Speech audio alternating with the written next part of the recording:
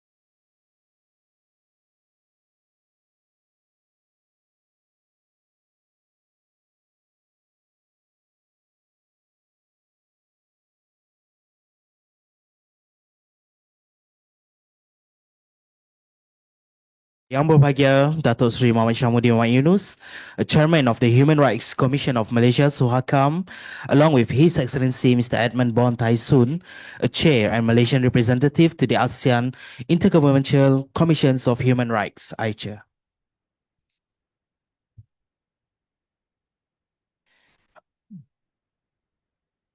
Assalamualaikum warahmatullahi wabarakatuh. Salam sejahtera and a very good morning. Yang berbahagia Datuk Seri Muhammad Syahmuddin Muhammad Yunus, Chairman of the Human Rights Commission of Malaysia, SUHAKAM, His Excellency Edmund Bon Tai Soon, Chair and Malaysian representative to the ASEAN Intergovernmental Commissions of Human Rights, AICHR, Excellencies, SUHAKAM Commissioners, distinguished guests, members of the media, representatives from civil society organizations and NGOs, ladies and gentlemen. On behalf of SUHAKAM, welcome to the media and diplomatic briefing on ASEAN Malaysia 2025 Deliverables on Human Rights, held here in the Inquiry Rooms, Level 17 of Menara Aras Raya, Kuala Lumpur.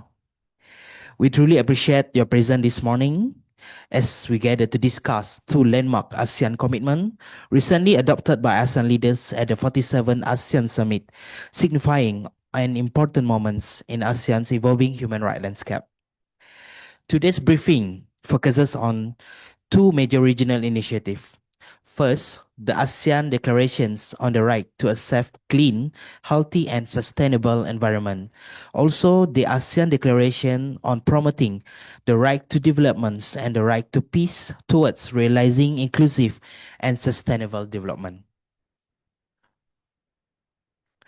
Both declarations represent ASEAN's strengthened commitment to environmental protection, sustainable development, peace, human rights, and regional cooperation. They also reflect ASEAN's increasing assertiveness as a global actor, especially in the context of climate change and broader government issues. So as Malaysia's national human rights institutions, SUHAKAM plays an essential role in supporting Malaysia leadership in these regional efforts, including promoting awareness and facilitating alignment between national and regional frameworks. So ladies and gentlemen, to begin our program, I am honored to invite Yang Berbahagia Datuk Seri Muhammad Syahmuddin Muhammad Yunus, a Chairman of Human Rights Commission of Malaysia, to deliver his welcoming remarks. Datuk Seri, the floor is yours.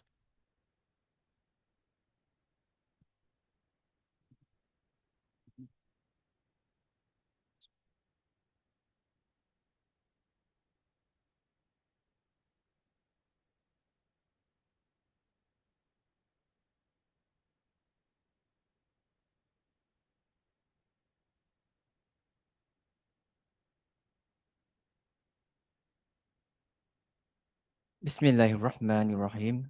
Assalamualaikum warahmatullahi wabarakatuh. Very good morning and salam sejahtera. His Excellency, Mr. Edmund Bon Tai Soon, representative of Malaysia and chair to the ASEAN Intergovernmental Commission on Human Rights. Excellencies, members of the media, distinguished guests, ladies and gentlemen. On behalf of the Human Rights Commission of Malaysia, SUHAKAM, I would like to extend a warm welcome to all of you to today's media and diplomatic briefing on ASEAN Malaysia 2025 Deliverables on Human Rights.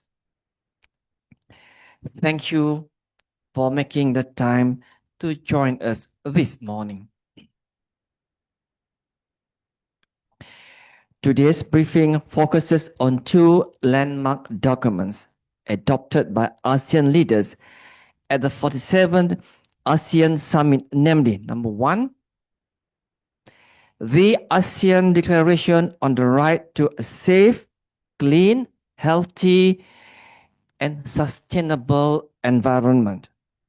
And number two, the ASEAN Declaration on promoting the right to development, and the right to peace towards realizing inclusive and sustainable development. These declarations represent an important milestone for the region. They reaffirm that human rights, environmental protection, sustainable development, and peace are deeply interconnected. The challenges that we face today, climate change, environmental degradation, inequality, conflict, and instability are complex. They demand collective and coordinated responses. ASEAN's adoption of these declarations reflects the region's readiness to take on that responsibility and to exert itself as a global partner in advancing human rights and sustainability. Malaysia played a central role in shaping these outcomes. I would like to commend His Excellency Edmund Bon Taisun, Malaysia's representative to the ASEAN Intergovernmental Commission on Human Rights, AICHR, and current chair, for successfully leading the drafting and negotiations for both declarations. His work, together with the support of the Ministry of Foreign Affairs and ASEAN member states, reflects Malaysia's continued leadership and commitment to strengthening the regional human rights architecture. Ladies and gentlemen, please join me to give a big applause to His Excellency.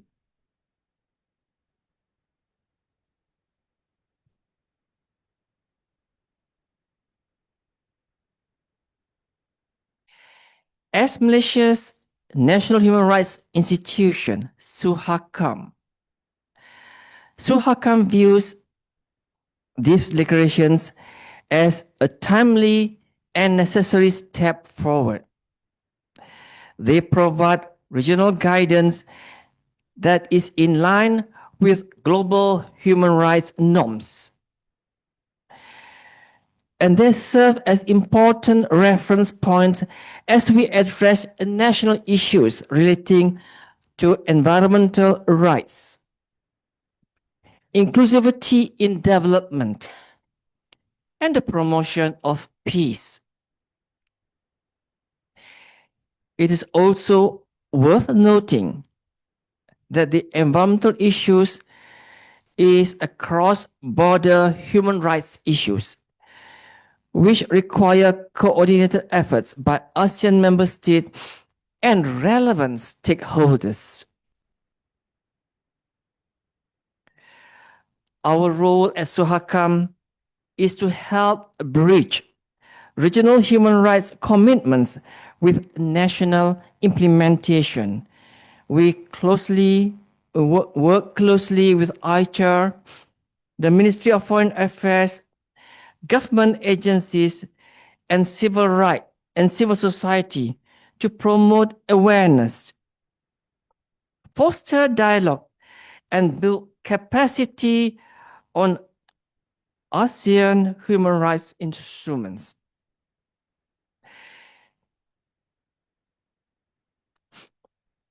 This briefing is part of that effort.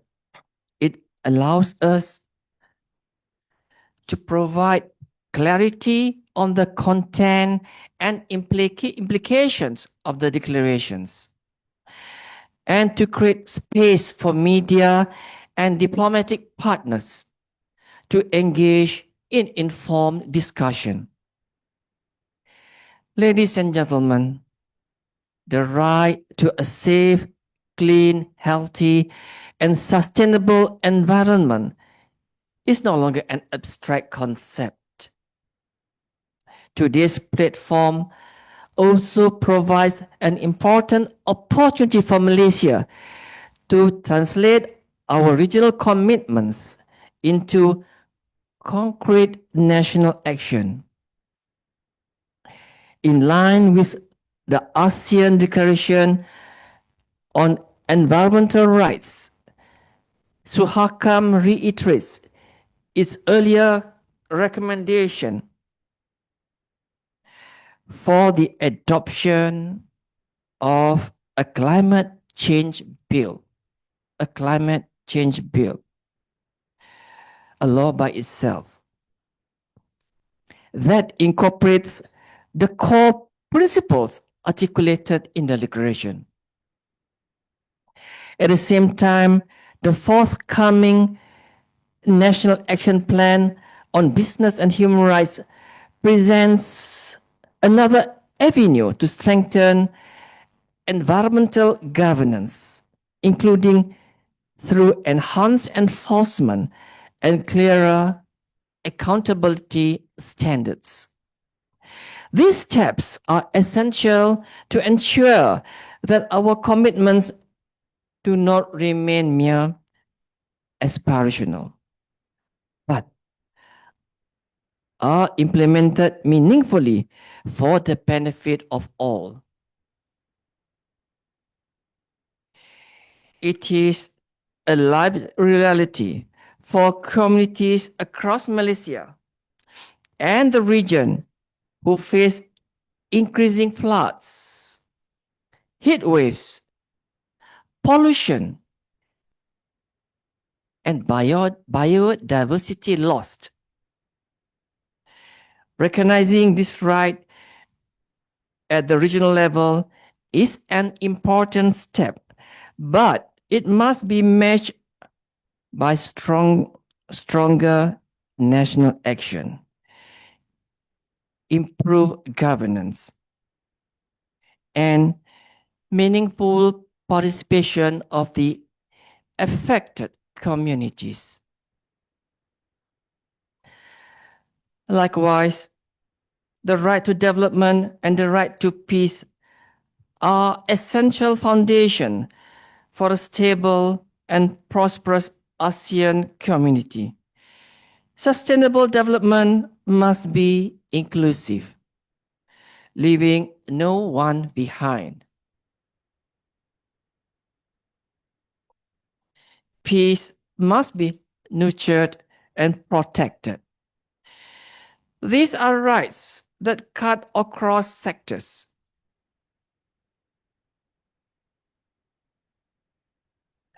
And require collaboration between government, civil society, the private sector, and the public.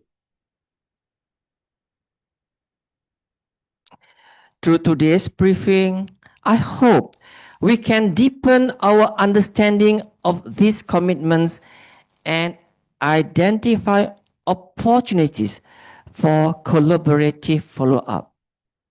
The media and diplomatic community play a vital role in shaping public understanding, policy direction, and regional cooperation. Your engagement is key to ensuring that these commitments translate into real progress on the ground. There has to be genuine commitments on the part of governments. There has to be sincerity. The environmental laws have to be strictly enforced. Otherwise, the ASEAN Declaration will be nothing but mere self-glorification. In closing, I would like to express SUHAKAM's full support for the progress achieved at the ASEAN level and reaffirm our commitment to working with all stakeholders to advance the right of every person in Malaysia and across the region. As SUHAKAM assumed the chair of the Southeast Asia National Human Rights Institutions Forum, CNF, later today, we will also utilize the CNF platform to further discuss both declarations and to strengthen the role of national human rights institutions in supporting the development of the ASEAN Action Plan and in monitoring its implementation. Thank you once again for being here. I wish you a productive session ahead. Thank you.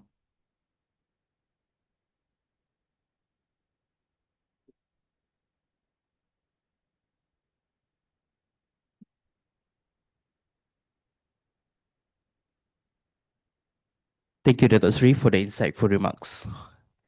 Next, it is my great pleasure to invite His Excellency Edmund Bon Tai Soon, Chair of the ASEAN Intergovernmental Commissions of Human Rights, AICHR, and representative of Malaysia, to deliver the opening remarks. Your Excellency, please.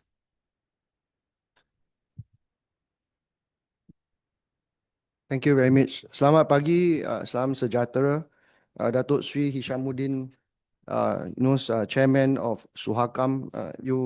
Thank you very much for your kind words. SUHAKAM has been very instrumental in supporting Malaysia and ASEAN and my office in working on our deliverables this year, and I thank you. We have delivered and worked with SUHAKAM over 10 events, 10 key ASEAN events this program, and it couldn't have been done without SUHAKAM's support as well as teamwork, and thank you to your team as well. And you, Datuk Sri, continue to be an inspiration for all of us, not only when you were at the bench before, but also now as chairing SUHAKAM. I also want to acknowledge the presence of other SUHAKAM commissioners here, Tuan Dahim Anak Nadut, Dr. Zulfa Yadi Brandon Abdullah, Datuk Tay Lee, and Puan Melissa Ake. And congratulations also on your appointment, and we look forward to working closely together with SUHAKAM. I just wanted to share, I think, first of all, our thanks to all the media for the support that the media has given. I know there's media here and online, and a lot of times the fourth estate, the media is forgotten or neglected, but I wanted to put on record that from our office at the Ministry of Foreign Affairs and my office as a representative of Malaysia to AICHR, I really want to thank the media. Terima kasih kepada kawan-kawan media yang telah meliputi secara meluas program-program kami dan juga inisiatif-inisiatif Malaysia dan outcome dokumen daripada kedua-dua sidang kemuncak 46 dan 47, and kami mengalu-alukan support daripada media. So we thank the media for supporting us and Malaysia and covering the 46th and 47 ASEAN Summit that was held in Malaysia, and also reporting very accurately and very comprehensively on the work that Malaysia has done this year as chair of ASEAN as we close the chairship. We have at the last summit, if you notice, have delivered 84 outcome documents, and 2 of the outcome documents are the 2 documents that we want to discuss and today, and what Datuk Sri has mentioned. We also really want to thank the office of SUHAKAM at the working level. We couldn't have done a lot of this without you.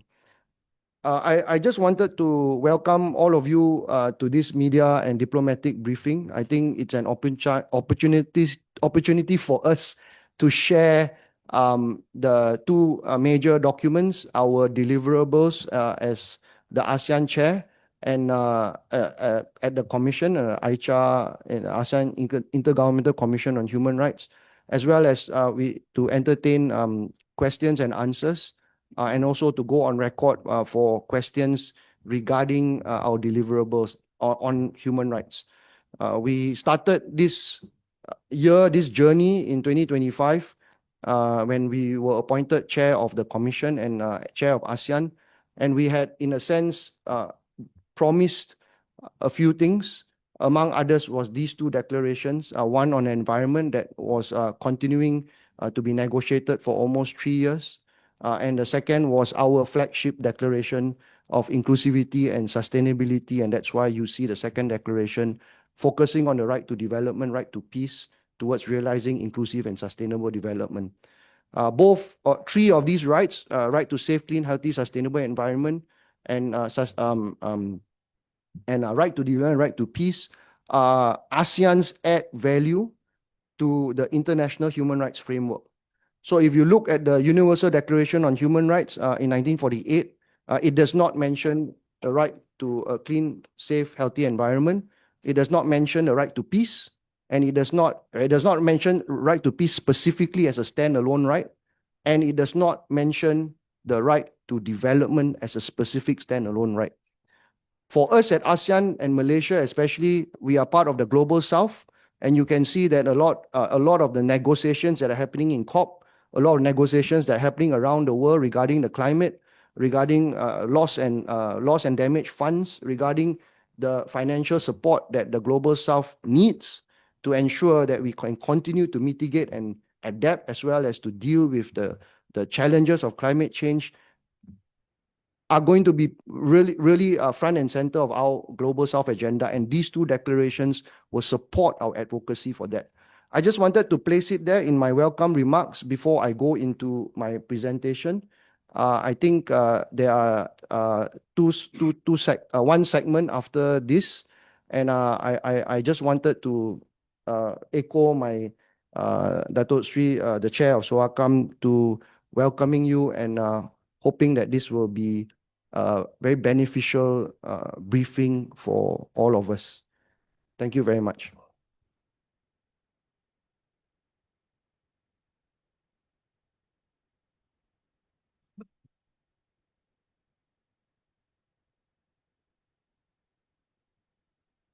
Thank you, Your Excellencies, for those comprehensive and strategic remarks.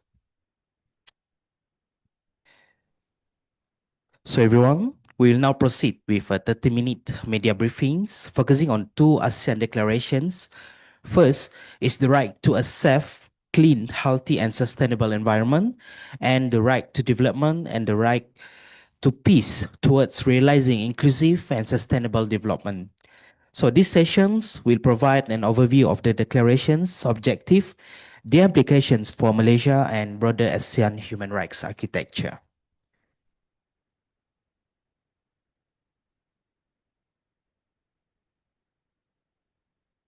So these sessions will be led by our excellencies. So, Mr. Edmund, the floor is yours, and the slide will be displayed right away at the televisions there.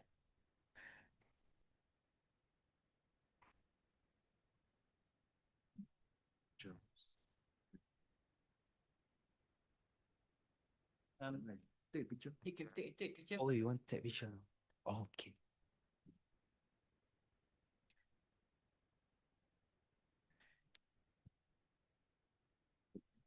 So, ladies and gentlemen, before we go with the sessions, actually, we will now invite for a brief photo opportunity in conjunction with the presentations of AICHR annual reports and also the AICHR 5-year work plan. So may I respectfully invite Yang Berbahagia, Chairman of SUHAKAM, along with the SUHAKAM Commissioners and our Excellencies, Mr. Edmund, to take a brief pictures. And then together later we'll be joined by all the audience. So at first, can we have the sessions with the Commissioners first? Take place.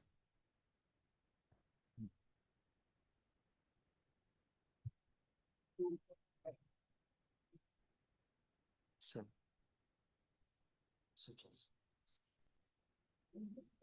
yes.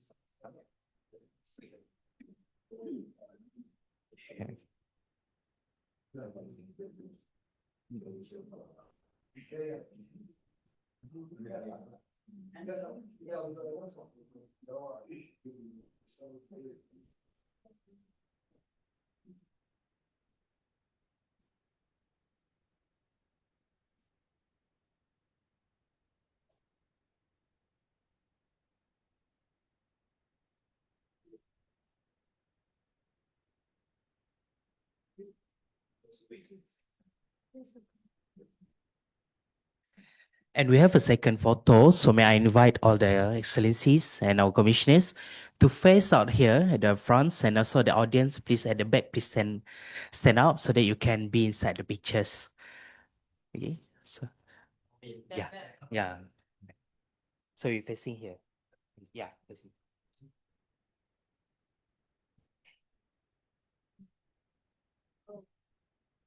Yeah, can I invite all the audience to stand up so to join with our.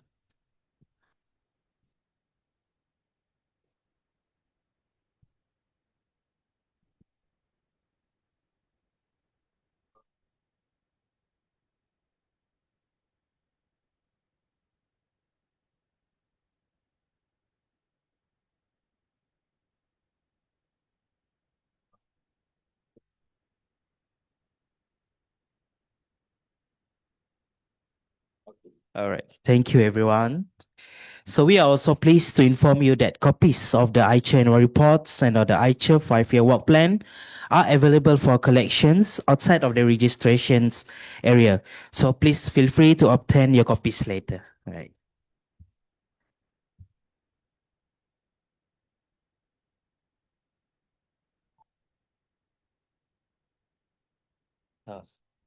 We share the slide. Yeah, I can use the pointer.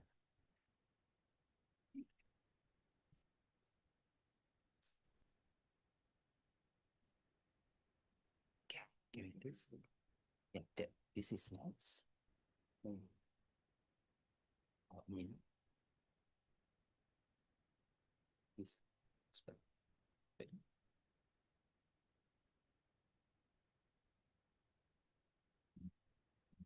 Sometimes a bit. Oh yeah. Okay. Yeah, I said that. Thank you.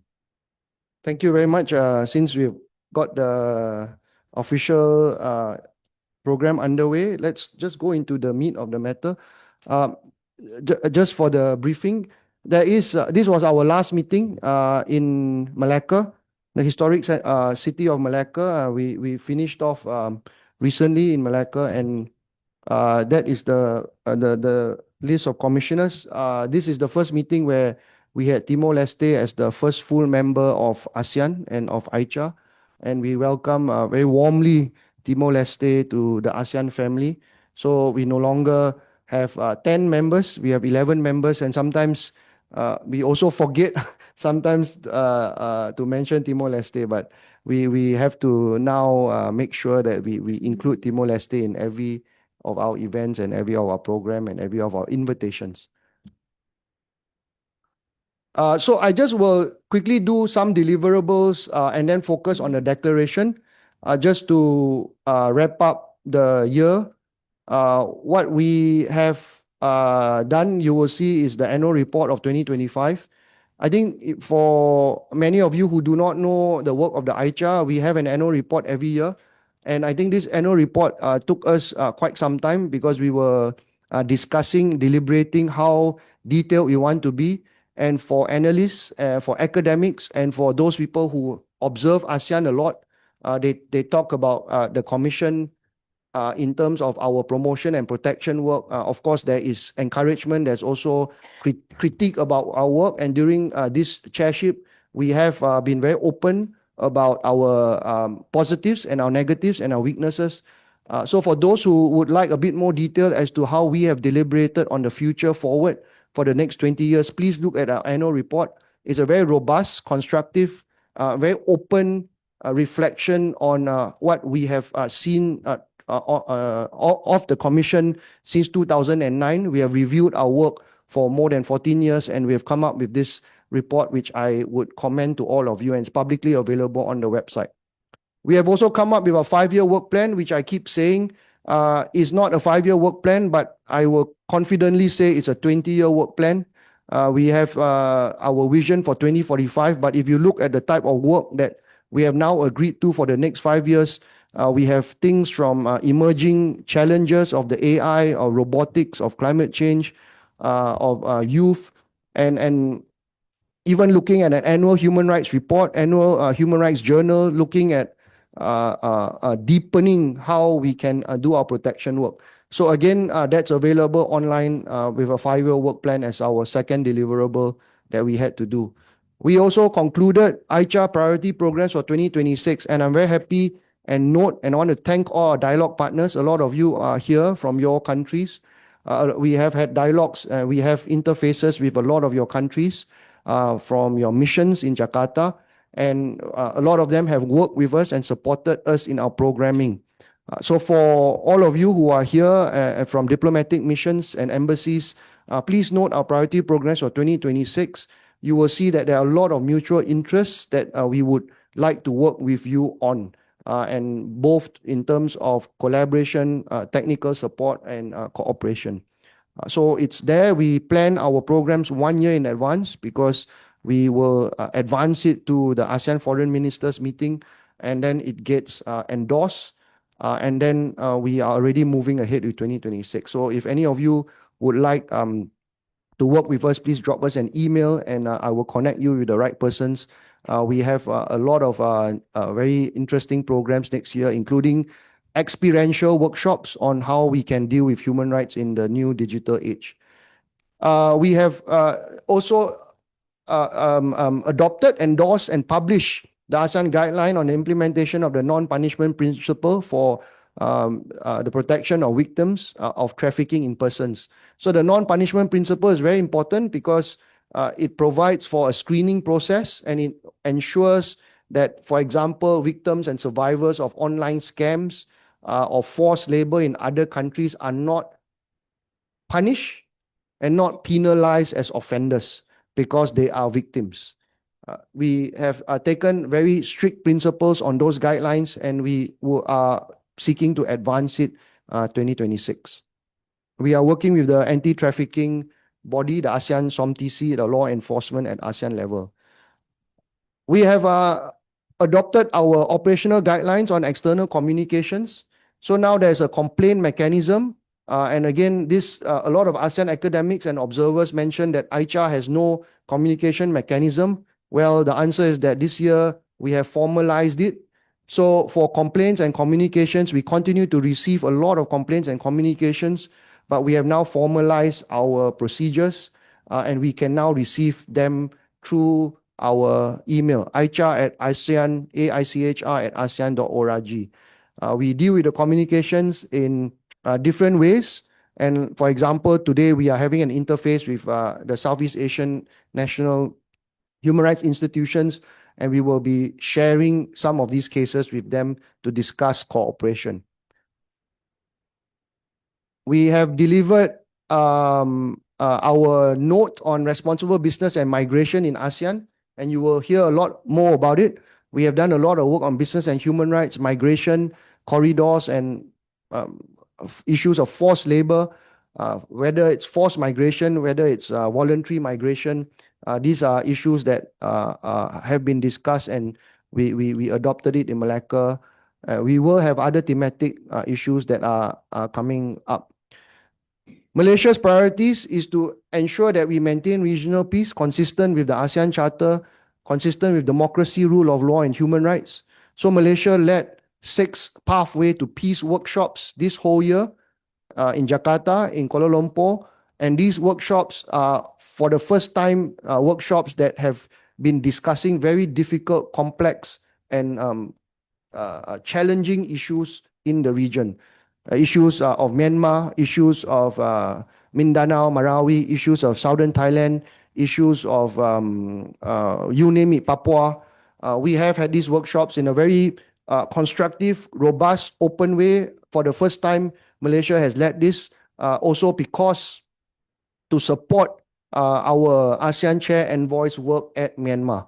By the way, we share the same office in the Ministry of Foreign Affairs, in the sense that we come from the same department. And this whole year, we have had consultations, very close working relationship with Tan Sri Othman, who's also a former SUHAKAM chair. He's done tremendous work on Myanmar. And at our level, at a parallel level, we have taken it on working level to deal with a lot of the nitty-gritty of the pathways to peace. Unfortunately, Cambodia and Thailand issue came up, and also during the pathways workshop, we had discussions on how we can work. We thought it was dealing with issues of intra-state, but then with Cambodia and Thailand, it started to expand to an interstate discussion. We are going to continue to do that in 2026, looking for some sort of a landing as to an ASEAN pathway or framework to peace. We continue to have a lot of discussions on challenges in the region through our recent developments agenda in ASEAN, and then we will issue press releases where appropriate and necessary. So, for example, on Myanmar, on the earthquake, we released a press release. On online scamming, we also have released press releases, among others. And I think the most recent one is the commemoration event. So the ASEAN Human Rights Declaration was signed on the 18th of November 2012 in Phnom Penh, Cambodia, and we have issued a statement. And you can look at the statement, how it deepens already our commitment to a right to safe, clean, healthy, sustainable environment, which includes safe climate, healthy ecosystems, non-toxic environment, water sanitation. So I think we go to the two key instruments that we actually promised in the beginning of our chairship, the ASEAN Declaration on the right to a safe, clean, healthy, sustainable environment, and the ASEAN Declaration on promoting the right to development and right to peace towards realizing inclusive, sustainable development. We have had a lot of engagements with ASEAN dialogue partners, and we had the 6th ASEAN EU Policy Dialogue, which was a very, very refreshing dialogue on trade, on business and human rights, and on issues of the climate. We had many interface meetings. I just wanted to mention the first interface meetings with Korea, New Zealand, and Norway. And we are continuing to have our other interfaces with dialogue partners that we have had with ongoing. And we continue to receive many requests to have those engagements. Okay, so the two declarations, the other, the ASEAN Declaration on Right to Safe, Clean, Healthy, Sustainable Environment. We already had the term safe environment in our ASEAN Human Rights Declaration since 2012. The word safe is heavily contested around the world in international human rights arena, and there are countries that still are not comfortable with the word safe. But in the ASEAN Human Rights Declaration, we have already adopted the word safe since 2012. So let me just highlight the declaration. The declaration aligns ourselves with all the international norms. That's very important. Point number one, we do not go lower than international norms. So if you read a critique out there about the declaration, you please note and look at the text that we reaffirm our global instruments on international standards. Note that the UN General Assembly resolution and the United Nations Human Rights Council resolution doesn't go very much further than just 4 paragraphs. So when we talk about an international standard, we are talking about a standard. People keep talking about the UN standard, the UN resolution standard, the GA standard, the HRC standard, now supplemented by the ICJ advisory opinion. But if you look at that standard is very broad, 4 paragraphs. We have gone further than that, nothing lower. That's really, really point number one. So when we had a lot of observations that the ASEAN Human Rights Declaration was lower than international human rights standard, which it can be debated, we have made sure that this declaration, again, does not go below that standard. So we have reaffirmed all these international instruments.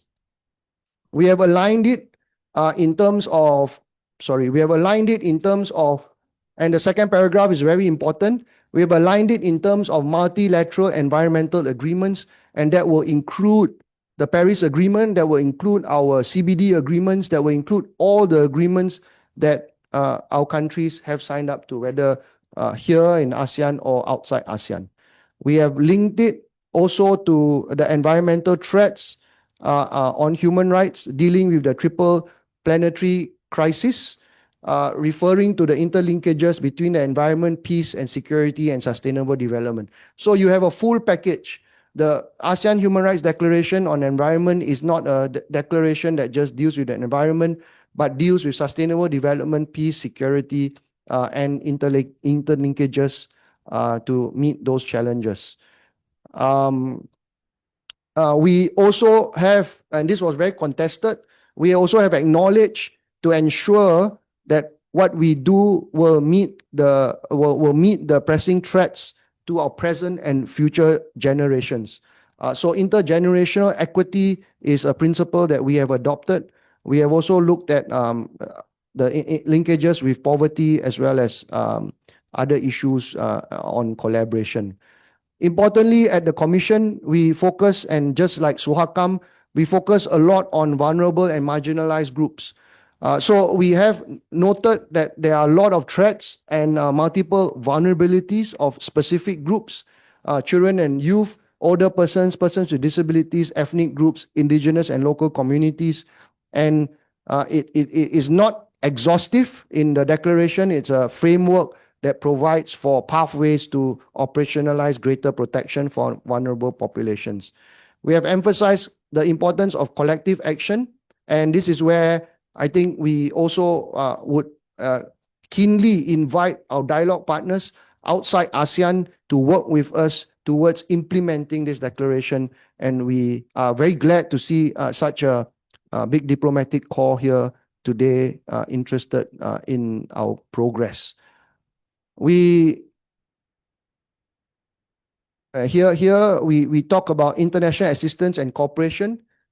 We talk about regional and international assistance and cooperation, and we talk about cross-sectoral and cross-pillar cooperation. So what was very important about this environment that we wanted to make sure is that I keep saying, although it's a bit crude, we were matchmakers. We try and marry the human rights world and human rights experts with the environmental world in ASEAN and environmental experts into one. And this really, it's an achievement that we couldn't imagine could have happened, but with the cooperation of the ASEAN environmental sector, the ASEAN senior officials on environment who continue to negotiate for us at COP and other environmental fora, we could have done it. So those are some of the substantive issues. I wanted to now deal with the procedural rights. I'm sure you have heard of the AHAS Convention, the SHAHUS Convention on environmental procedural rights. So we have now embodied all of them in the declaration. So we had a lot of contestation about this, but we have now embodied this. And now the question is, how do we operationalize it? We recognize a safe and enabling environment for the exercise of the right to a safe, clean, healthy, sustainable environment. Very, very broad. We talk about freedom of expression. We talk about opinion. We talk about information. That includes it. And importantly, we acknowledge that there are threats to people who work to promote and protect human rights. In layperson's term, some people will call it human rights defenders, environmental human rights defenders, but that language specifically, because we have no definition in ASEAN yet, we have used the term and we have agreed to the term people who work to promote and protect human rights. So again, I want to address observations that while there is no language specifically on human rights defenders, there is language for people who self-identify themselves as people who work to promote and protect human rights. And to us, that would be my reply, that we deal with human rights defenders, we deal with environmental human rights defenders, because we're talking about safe and enabling environment, particularly for them, among others. We have meaningful public participation as a core tenet. We have access to information as a core principle, and we also have risk assessment tools. Whatever you want to call it, some people call it due diligence. Here, again, we don't have a common definition as yet, and we still have those discussions ongoing with a lot of different countries. But risk assessment tools, including EIA, including language in the declaration that talks about ceasing, preventing, mitigating, reducing negative impacts to environmental harms. It's there. So that amounts to due diligence, although we don't use the word due diligence. Risk assessment to us is sufficient because there is those elaborative language to ensure that environmental threats are reduced, ceased, prevented, and mitigated, among others. And we have access to justice. And access to justice is very, very wide. A lot of you here are lawyers, a lot of former judges. You know access to justice would include access to remedies.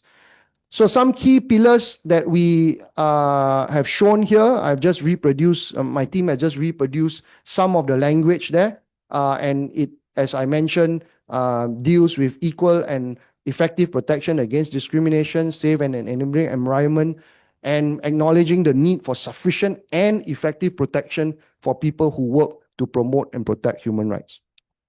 Meaningful public participation is there as well, acknowledging the importance of engaging all stakeholders and people in vulnerable situations. And I think that's important. It's not really highlighted at the bottom, but including the importance of traditional knowledge, techniques, and technologies in sustaining climate resiliency of communities. And that provides a lot of pathways. AICHR this year had started and embarked on a workshop to look at indigenous and traditional knowledge on how we can combat climate change. And that supports that kind of initiatives. Again, access to information is there. So we have in Malaysia discussions as to a new Freedom of Information Act. And at this juncture, I keep remembering Datuk Sri Hishamuddin case. He had decided very much early on, I think one of the earliest, in fact, the first, I think, on access to information for people to know why they were paying their water bills and how they were calculated. And so access to information still eludes a lot, still is not present in terms of law in Malaysia or in a lot of ASEAN member states, but we are working towards it and we have acknowledged that. Risk assessment, again, I mentioned EIA, issues of prevention, issues of control, reduction, mitigation, and addressing the degradation of the natural environment. Dealing with non-state actors. And it's very interesting. You have an ASEAN declaration that brings in non-state actors, businesses on human rights, and that again becomes a pathway for a lot of our work that we've been doing with businesses, state-owned enterprises, GLCs on business and human rights and the environment. And we have now acknowledged it. We have now been provided mandate to actually work with non-state actors and businesses as well as the private sector. Access to justice, again, is there. Access to justice for me is a broad range of issues. So, for example, if the issue of free, prior, informed consent for indigenous people is one of the requirements for remedies to be given, then that comes under that rubric. So if we look at the plan of action on access to justice, it's very wide. It includes accountability measures, it includes grievance mechanisms, and it includes remedies. Why this declaration matters? We are advancing ASEAN Human Rights Framework. We are expanding 28F of the ASEAN Human Rights Declaration. And really, this is the first ASEAN instrument to adopt a human rights-based approach on environment and deepening the consensus that we have on the right. We also mandate AICHR to continue pushing to implement the human rights framework on this right. Bear in mind, the last declaration was 2012. In 2025, under our chairship, after 13 years, we have adopted 2 declarations in 1 year after 13 years. So as chair and Malaysia as chair, I think this is the best we could do. We have tried to push as much as we can at the commission. And now I'm explaining how we can push further together. We have aligned with international standards. We have gone further than the human rights resolutions. We use the word safe. I started really by emphasizing, and especially for the media, just to give a very lay person's understanding, around the world, the word safe is heavily contested. People keep saying, or some countries say, I do not know what you mean by a safe climate. For me, a safe climate means if we walk out of SUHAKAM's building today, we don't want something suddenly falling on us from the sky, hitting our head. that's a safe climate. The state, non-state actors must provide for a safe climate.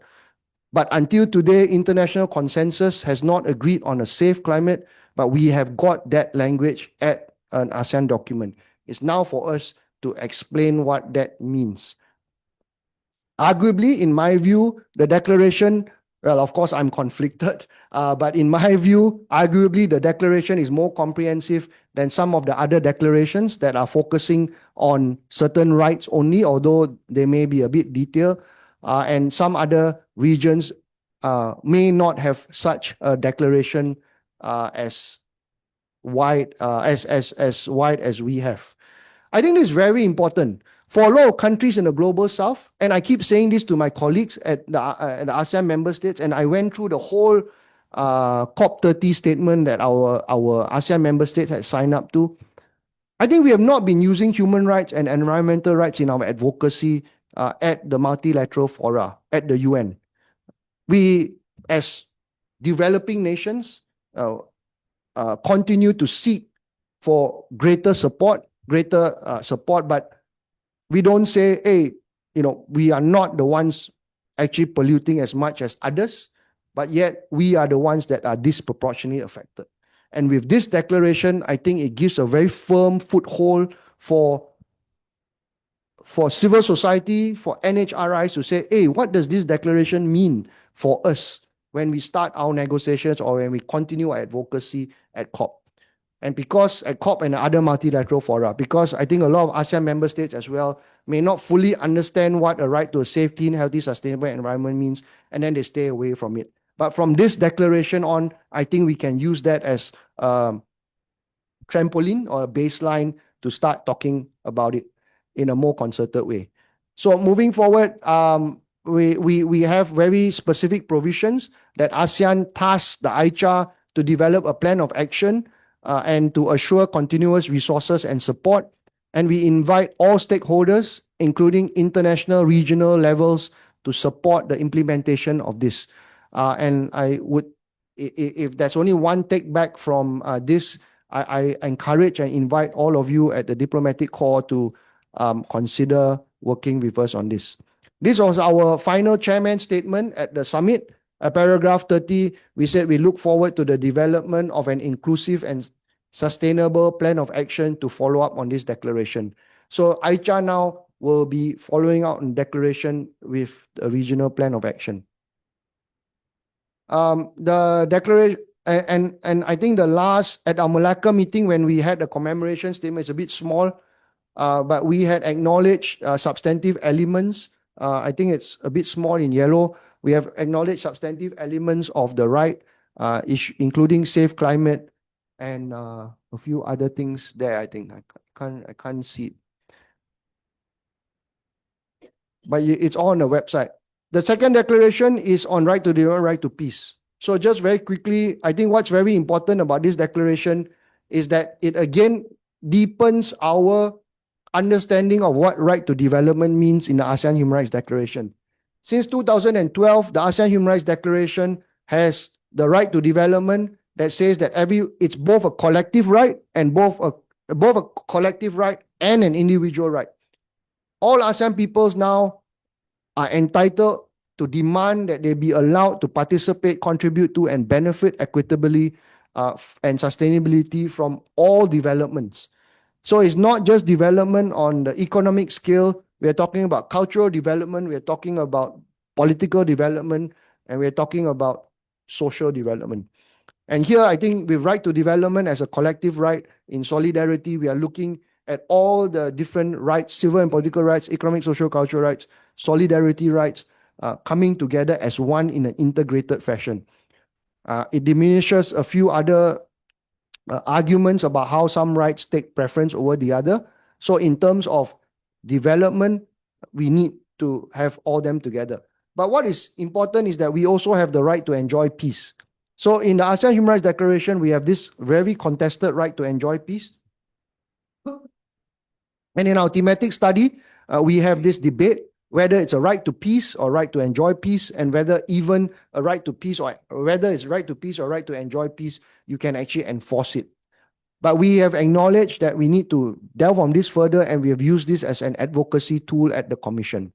We have looked at how this declaration, or what this declaration will do, is to say, hey, let's come together as ASEAN, let's look at development and peace together. And what I mentioned just now, we had 6 workshops, which included a lot of these discussions. We had included issues of non-discrimination and inclusivity, active, free, and meaningful participation. We also had operationalization matters in the declaration, proactive moves and maneuvers to eliminate barriers, eliminate discrimination. We have responsible business conduct. Again, this declaration deals with businesses, non-state actors, allows us to work with non-state actors on BHRE issues.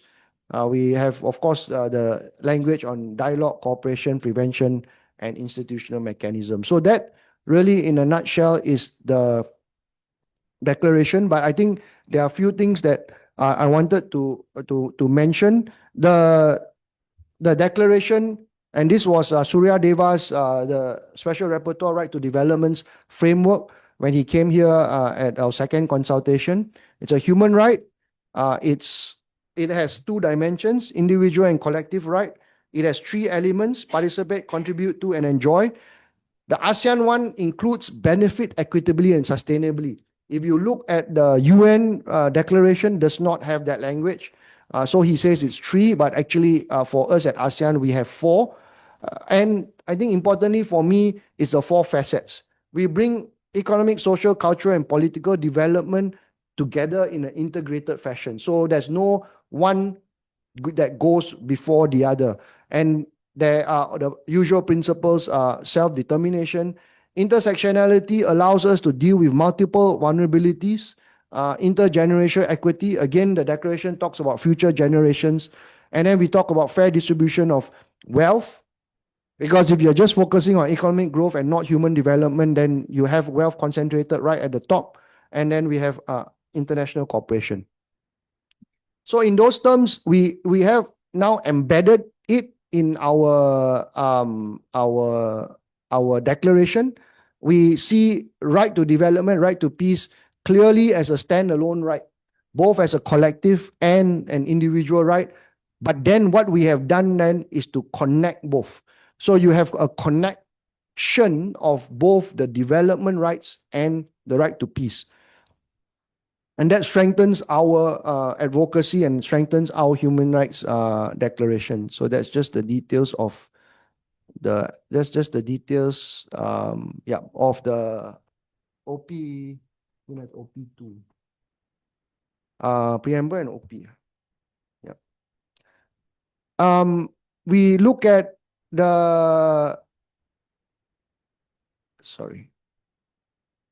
we talk about ensuring that we are inclusive and sustainable.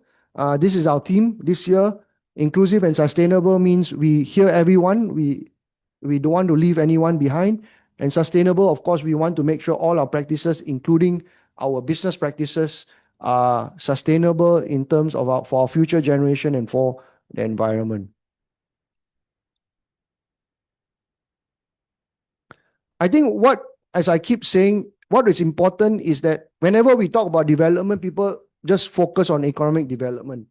Here, when we look at the declaration, we are not saying one is more important than the other.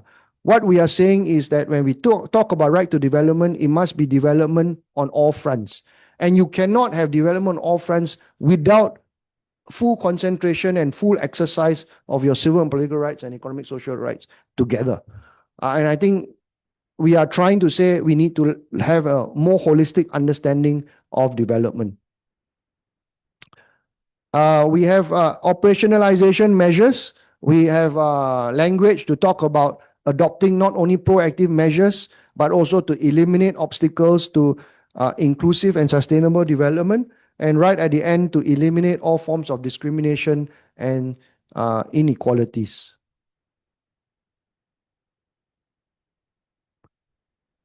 For myself personally, the AICHR has been working with the businesses and non-state actors for a long time now. We have had so many programs. And I think what was very important for us is this operative paragraph that allows us to say, hey, let's work together with businesses, non-state actors on improving the state of human rights in our region. So states are not the only duty bearers. We have non-state actors as well as duty bearers. The core elements, participation, contribution, enjoyment are there. We repeat and we talk about the people of ASEAN, both not only in terms of being beneficiaries, but also passive beneficiaries, but also active agents in the development of their own lives and of our own agenda. We have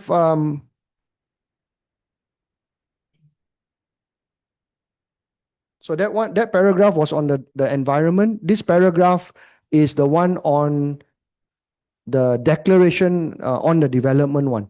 So you look at it, this is the chairman's statement at the ASEAN Summit. Our chair issued this statement, and we look at the last paragraph to follow up actions to realize the declaration. And I'm sure a lot of our dialogue partners and countries outside ASEAN would be interested to work on this as well in mutual collaboration. So yeah, I think that's it from me. And before I sit down,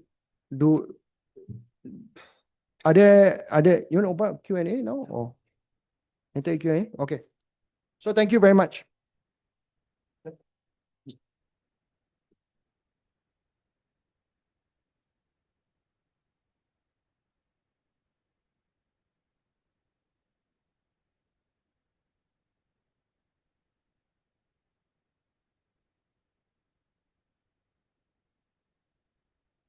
So thank you, Mr. Edmund, for the informative presentations. Actually, now we will open the floor for a 30-minute dialogues and Q&A sessions.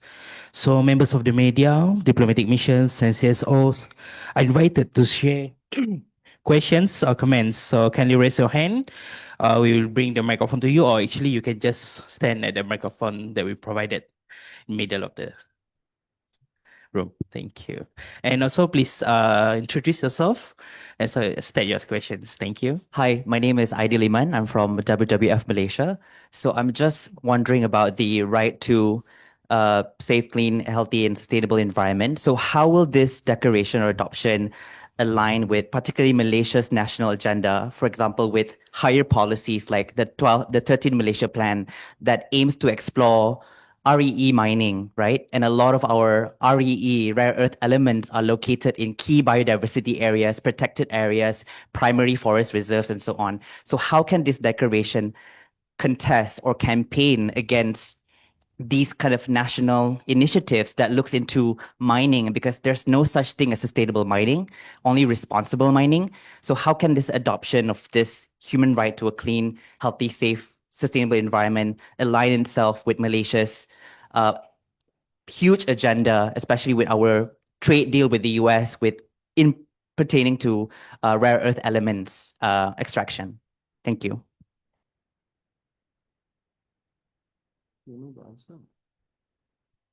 Thank you. Thank you for that. Yes, I just wanted to, I'm looking at my phone because the question just came up, so I already have an answer. I just came back from Jakarta, and it's not a complete answer, but I think a lot of people don't know that we have the ASEAN, let me just pull this out. On the website, if you look at the ASEAN website, and I think sometimes, I cannot blame people and civil society because there's so many documents. The 9th ASEAN Ministerial Meeting on Minerals, 9 AMMIN, 21st to 24th November 2023, Phnom Penh, Cambodia. In the media statement, and after having some discussions internally with the relevant ministries, the ministers for minerals had adopted what is now called the ASEAN Principles on Sustainable Minerals Development. There are at least 10 principles there. And while there are other principles which may not be directly relevant to human rights, there is one principle on human rights and social performance. There's one principle on environmental performance. There's one principle on responsible production. And just for the benefit of this meeting, respect human rights and take into account the interests, cultures, customs, and values of communities affected by mineral activities and related government decisions, and seek to have minerals development, making lasting contributions to inclusive and diverse socio-economic development.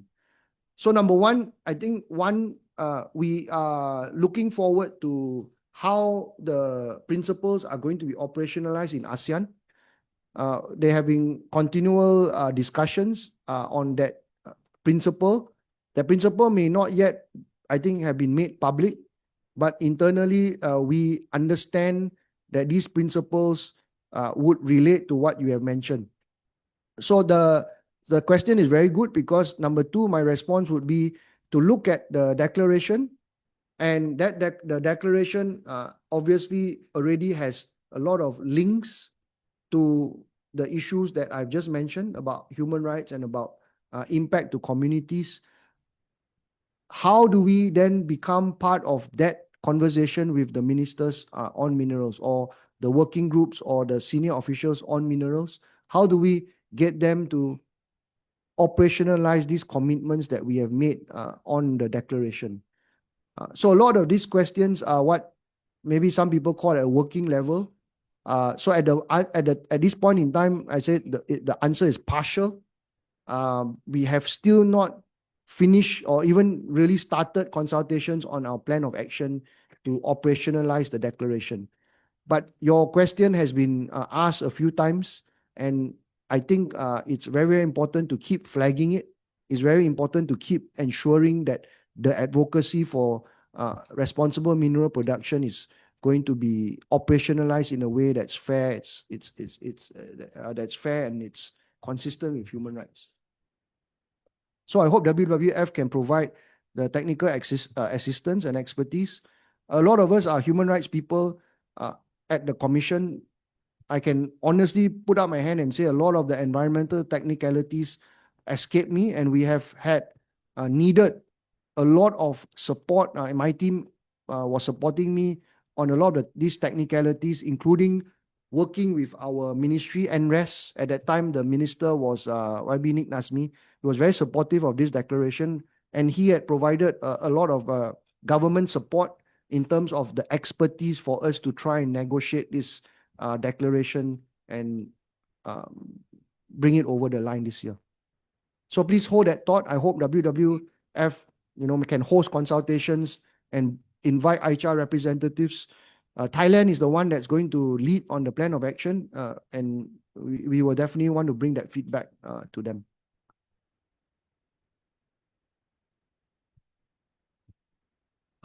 Thank you.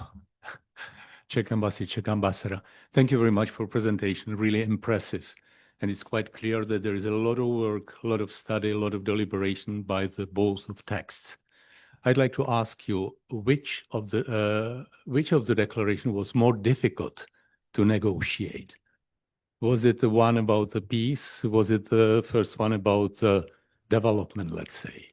And the second question, you mentioned several times Global South in presentation. My question is, if you plan to use all efforts put in these two declarations to get some ideas, because some of them, as I understood properly, go beyond, let's say, text adopted in the UN. If you have some plan to get further with these ideas, be it in G77 or even in the whole UN. Thank you. Sorry, Excellency, where are you from? Oh, yeah, Czech ambassador. Thank you, Excellency. Two questions. One, I think it's comparing apple and oranges a little bit, because to be fair, the environmental declaration actually started. The environmental work at the Commission started in 2014, led by Myanmar, the Myanmar representative Nguyen Xuey. He was a firm advocate of environmental rights. And then the representatives changed. We were all part of it. There were discussions on EIA. And then when Thailand representative Ajahn Amara Pongsapich, who used to be a Thai human rights commissioner as well, in 2022, she kick-started this framework discussions. So what we had was we inherited a working draft. And we found that the Environmental Rights Declaration, a lot of the countries or some of the countries wanted a more binding treaty. Some of the other countries and ASEAN member states says, let's be less ambitious because we still don't have uniformity of laws, and we're quite different from the EU. The EU is a supranational body. ASEAN is only an association, and sometimes people get that confusion. So we work through cooperation. We don't have harmonization, but we have cooperation. So when we took over a text that was concluded as best as it could as of July 2024. So for 6 months, me and my team had our internal consultations with briefings with different environmental departments across ASEAN member states to prepare for our chairship. And we had then come up with a chair's draft. So if you ask me, that process was a bit more difficult because we were working with some sort of a template in the sense that negotiations had already started since 2022. For the Declaration on Peace and Development, it was slightly easier because we were chair this year and I had introduced the first draft. But I think the issues of the peace and development one for Malaysia, we wanted it to be our flagship declaration. So we didn't want it to become too prescriptive. We didn't want it to be too forceful. What we wanted was just some common approach in very broad ways so that we could conclude it by November. So we start in February, we concluded by November, and therefore I would of course say we can have put in more things, but I think under the conditions of having a declaration that we have only about 8-9 months to negotiate, this was the best. I think your second question is very important. And the second question for me, you know, we have a lot of different people saying, oh, you know, the UN standard is this, the UN standard is that, the global standard, the European standard is this, the Latin American standards, African standard is this, right? And for all the longest time, ASEAN could not say what our standard is on the issue, right? So that's why we said, no, we need to have at least some ASEAN framework. And I think this is the first step. How we want to take it further, of course, we have this document, how we want to use it. And I said that we are at the Human Rights Commission, but I have no control over the environmental governance sustainability sector. What we really need to do and what I need to do is to get our environmental people on board and say, hey, how do we push this further? So I think what your question is not only a question, but I think it's a reminder that we have to use the document. To me, you never have a perfect document, but what we have done and what I've ensured, what Malaysia has ensured is that we don't go below the standards, and we have not gone below the global standards. Yeah, thank you. Good morning, and I'm Q Jaya from the Malaysian Bar Environment and Climate Change Committee. I'm also with the Cerah Coalition, which brought the transboundary haze pollution petition to SUHAKAM.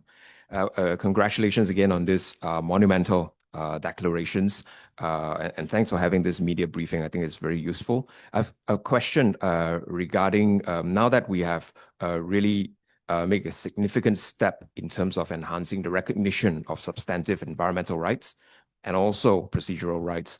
How will the efforts of stepping up the capacity ability of AICHR in receiving and then dealing with direct complaints for especially transboundary environmental harms? And I'm thinking about climate change issues, and I'm thinking about like transboundary haze pollution, but also as with the ICJ advisory opinions, consequences, the legal consequences, any form of transboundary harm, any And I'm thinking about transnational corporations, and we are seeing a proliferation of ASEAN companies that are growing and maturing, and of course, spreading their activities, their operations across the region.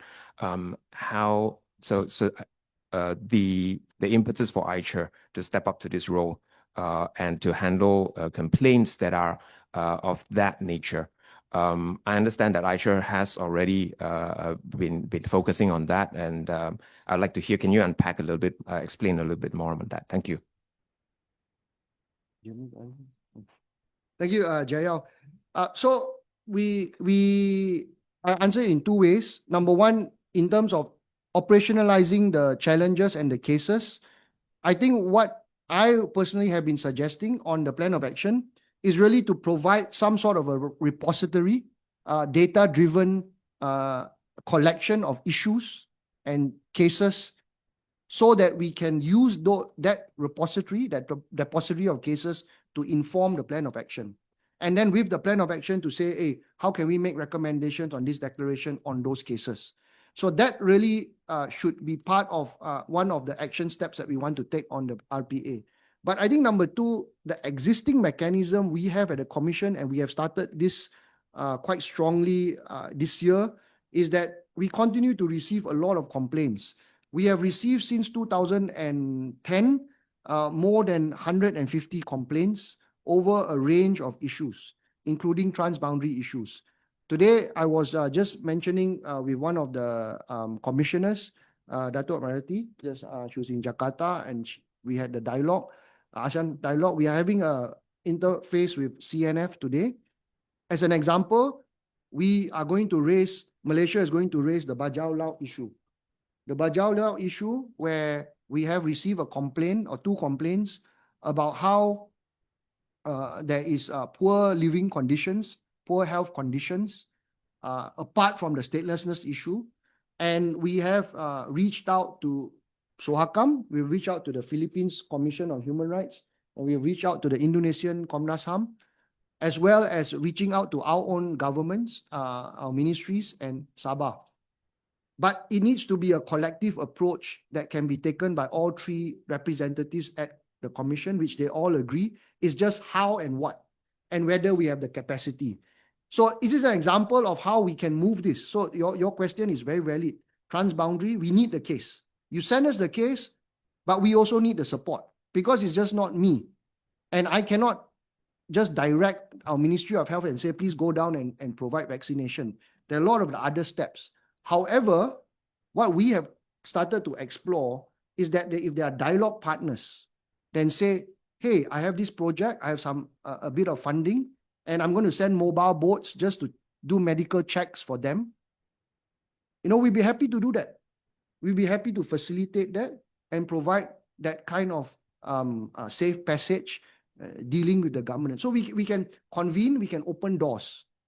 But in terms of implementation, truth to be told, at the Commission, it's just me and my team from the office.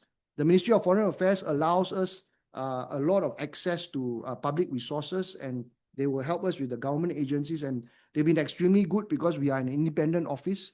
But we need that kind of capacity. So going back to the declaration, for example, even the plan of action, we have 100 action lines, we cannot implement it, in the sense that we need both government agencies from member states to come and help us and work with us, but also we need capacity. To do a program these days in a hotel, even in a 3-star budget hotel, it still takes money, and we don't have those funds, I will say. So we have really relied throughout our journey on the dialogue partners, and I can thank UNSCAP, UNEP, the Swedish, the Europeans, the Danish Institute of Human Rights, and I can give you a whole Australians. I don't want to miss anybody out, but in that space for the Commission, really we rely quite a lot on external dialogue support for that. And if that cannot happen, then we just need to keep going back to beg our own governments to help us to implement it.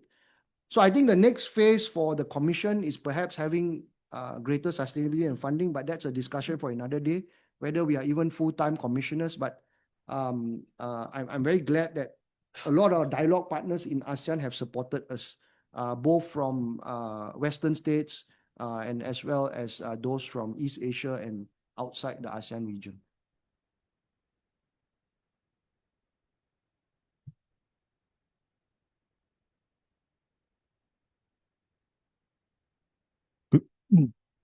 Good morning. Andrew Koo from the Malaysian Bar. First of all, thank you, Datuk Sri, for hosting this briefing, and congratulations on your very nice new office space with a wonderful view. Congratulations to the Excellency Edmund and for the work that your team has done in producing the two declarations. My question is slightly off-center a little bit. I want to talk a little bit about human rights defenders who try to write articles and defend environmental rights, especially speaking on behalf of marginalized communities. One of whom is Murray Hunter, who has just been arrested and indicted in the Thai courts for defamation. Is this a new chapter in inter-ASEAN cooperation whereby someone who has annoyed the Malaysian government can get the Thai government to press charges against him? And what does it say for people like Murray Hunter and others who, as environmental defenders, write articles that are critical of a particular government? Will they now find that ASEAN is no longer a safe space for them to make these criticisms, and that people will come after them even in other ASEAN countries? Thank you.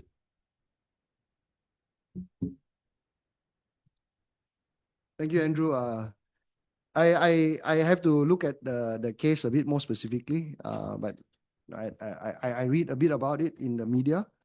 I just don't want to go into that case and then the media today on Zoom as well.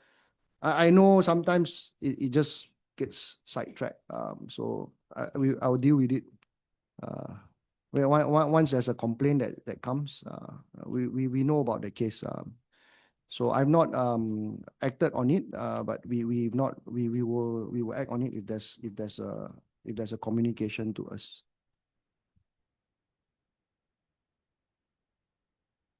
Okay.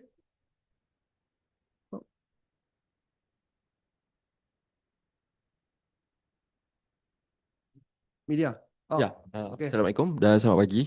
Saya Isa daripada Berita Harian. Mungkin soalan saya ni mungkin keluar sedikit daripada konteks deklarasi ni, mengenai mungkin masih lagi dalam konteks ASEAN. So soalan saya mengenai isu pelarian Rohingya.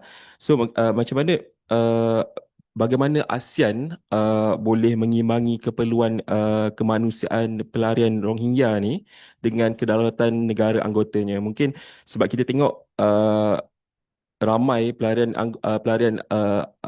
Rohingya ni pergi ke negara-negara yang seperti Malaysia, Indonesia. So jadi apa nasib mereka? So mungkin lagi satu, situasinya apa pandangan SUHAKAM itu sendiri dalam konteks ASEAN mengenai keadaan pelarian Rohingya ni? Dia kebanyakan mereka ni masih perlu bekerja, perlu menyara keluarga, tapi tidak dibenarkan setengah-setengah negara-negara yang mereka singgah seperti Malaysia atau Indonesia sekalipun. So jadi apa pandangan Datuk Seri ataupun Cik Iman sendiri?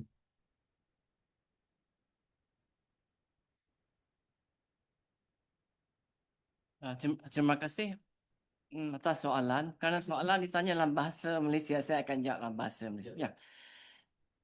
Pendirian SUHAKAM tidak berubah. Ya. Kita dari ambil approach human rights, kan? Ya. Pendirian kita sentiasa pelarian are entitled to their human rights. Ya. Tapi masalah, is it working? Masalah yang kita dari segi from what the point of view SUHAKAM is that yang pertama, we have yet to be a party to the Refugee Convention of 1951. That is what SUHAKAM has been pushing the government to do. It is 1951. This year is 2025. And how many years have elapsed? And 147 nations have been parties to this convention. Why is Malaysia is still not yet a party to this convention, this important convention? I'm very embarrassed by this fact. Yeah. So as far as SUHAKAM is concerned, we have been pushing for the government to be a party to this convention. Yeah.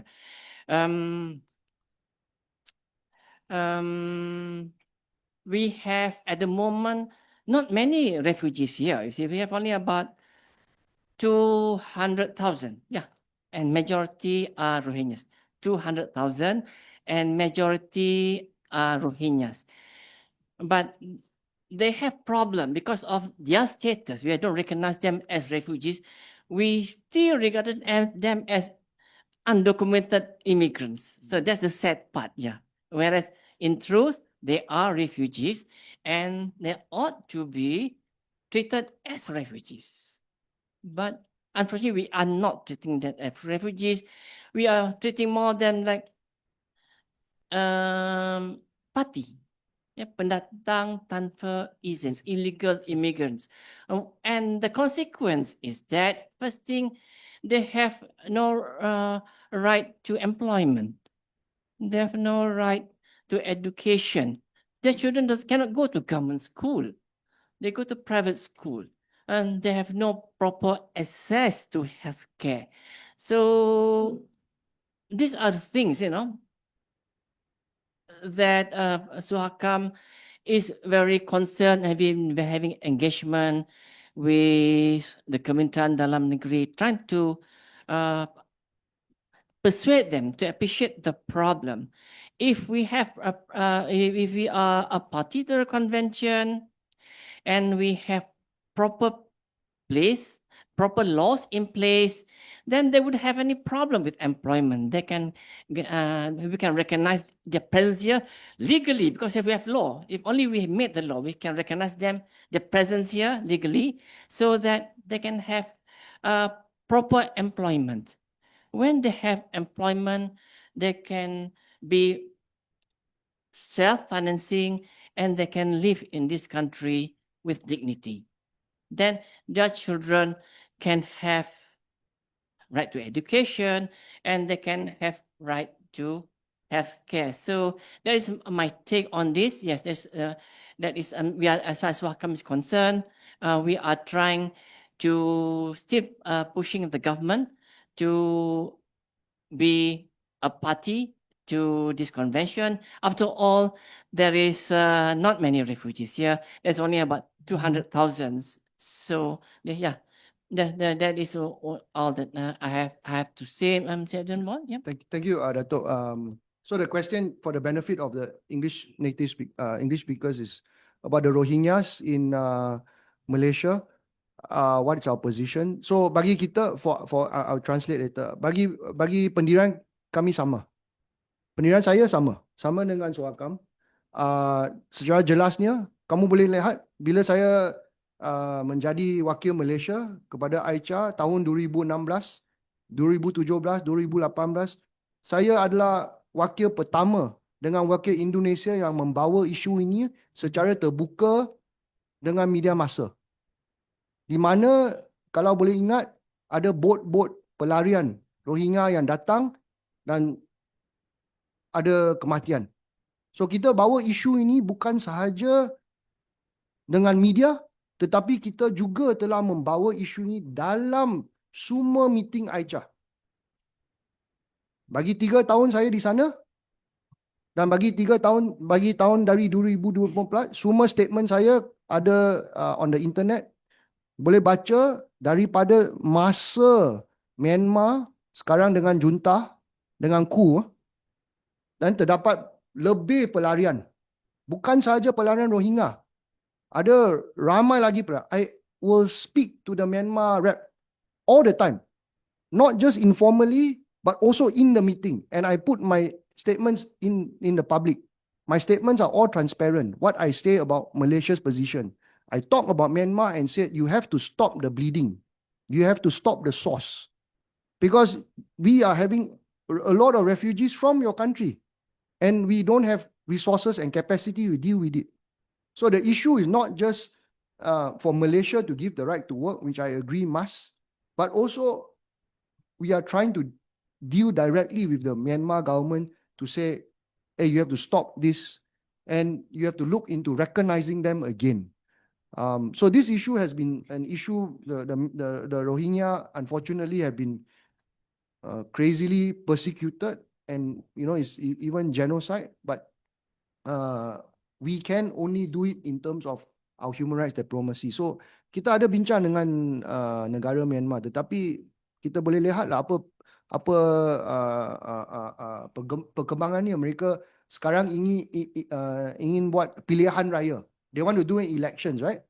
Tetapi our position is your elections. I asked recently. I said, how many % do you control? And it's very clear, what the position is. So if your elections is not inclusive, your elections cannot cover areas, or you do sporadic elections, it's not elections that genuine, free and fair.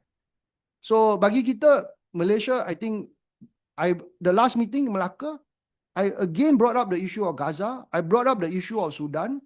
I brought up the issue of Myanmar.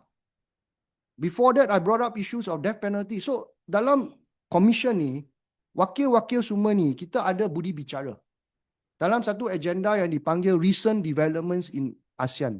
So in the recent developments in ASEAN agenda, this agenda item started in 2021. We can raise all the human rights issues and all the challenges that ASEAN is facing. And I am very open about what the issues I raise because I have to be accountable to the Malaysian people. And for the Malaysian people, I'm very clear on our position.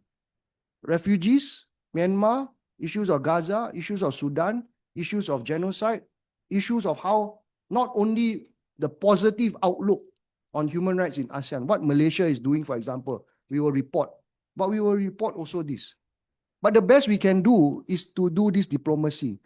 At a higher level, we have Special Envoy Tan Sri Othman, we have our Foreign Minister, Tok Mat, we have our Prime Minister that are doing it at a different political level. But you see, you must understand, ASEAN is not, we don't have a peacekeeping force. Right? Well, the extreme is what we call responsibility to protect. Even ASEAN don't have that principle. Not all of us agree to the R2P. Right? But when we talk about peacekeeper, what do you want? We need to send our soldiers down to the ground. Are we prepared to do that? We are not prepared to do that. If we are not prepared to do that, then we have to only use these human rights diplomacy channels, among others, which Malaysia has been using at the Commission. Tapi saya berharap sidang media ini bukan fokus terlalu banyak kepada isu inilah. I think fokus sidang media masa ini dengan ribuan terima kasih kepada SUHAKAM adalah untuk memberi satu pandangan secara komprehensif apakah deliverable Malaysia yang kami telah capai di dua sidang kemuncak ASEAN ni. Ini yang penting. Bagi isu-isu lain kita boleh bincang, tapi I think saya berharap media tidak macam, I know you have freedom to report what you want, but sometimes the focus of the press conference, I don't want to use the word like terpesong sometimes, and then something comes out as a different thing, but our position is the same as SUHAKAM on the Rohingya. We are as disappointed, we are as sad, we are as perplexed, right? But I'm saying that we are trying our best at the Commission where we can. We are raising the issues at regional level, and SUHAKAM also is raising it at national level. Terima kasih. Cukup? So do you have anyone with questions? Okay. Okay, so that's all. All right. Thank you everyone for the constructive questions and meaningful insight shared. So as highlighted, these two ASEAN declarations mark a significant milestone for the regions, offering new opportunities for collaborations towards a future that is safer, more peaceful, and also more sustainable.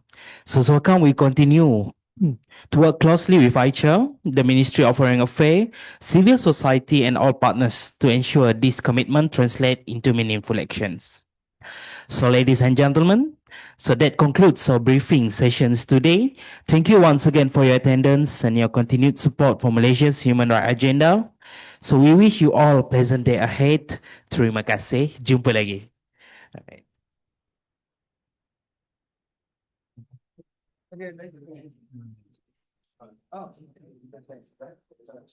So outside, actually, we did provide with light refreshments, and also we have provide a QR for you to want to download the slides in PDF. Actually, we provide it outside at the registration table. Thank you, everyone. Hopefully to see you again in the future.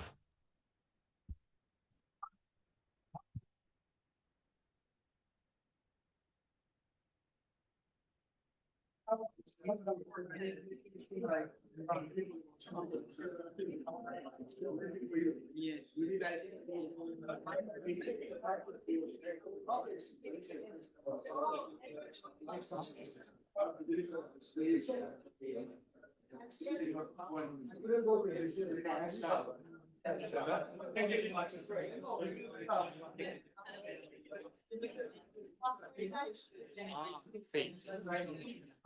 can help you.